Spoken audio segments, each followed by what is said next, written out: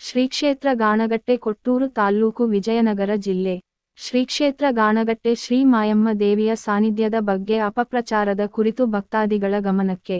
ಶ್ರೀ ಗಾಣಗಟ್ಟೆ ಶ್ರೀ ಮಾಯಮ್ಮ ದೇವಿಯು ಪ್ರಸ್ತುತ ವಿಜಯನಗರ ಜಿಲ್ಲೆ ಕೊಟ್ಟೂರು ತಾಲ್ಲೂಕು ಉಜ್ಜಯಿನಿ ಸಮೀಪ ಇದ್ದು, ಇದರ ಮೂಲ ಸ್ಥಳ ಬದಲಾವಣೆ ಹಾಗೂ ಇನ್ನಿತರ ಬಗ್ಗೆ ಶ್ರೀ ಮಾಯಮ್ಮ ದೇವಿಯ ಭಕ್ತರಲ್ಲಿ ಗೊಂದಲವುಂಟು ಮಾಡುವುದರ ಬಗ್ಗೆ ಈ ಮೂಲಕ ಭಕ್ತರಲ್ಲಿ ಕೇಳಿಕೊಳ್ಳುವುದೇನೆಂದರೆ, ಯಾವುದೇ ಗೊಂದಲಕ್ಕೆ ನೀವು ಒಳಗಾಗುವ ಅವಶ್ಯಕತೆ ಇಲ್ಲ. ಶ್ರೀದೇವಿಯ ಸತ್ಯಾಸತ್ಯತೆ ಸ್ಥಳ ಪ್ರಸ್ತುತವರೆಗೂ ಇದರ ಹುಟ್ಟು ಎಲ್ಲಿಂದ ಬಂದಳು, ಹೇಗೆ ಬಂದಳು ಎಂಬ ಖಚಿತ ಮಾಹಿತಿ ಯಾರಿಗೂ ಇಲ್ಲ.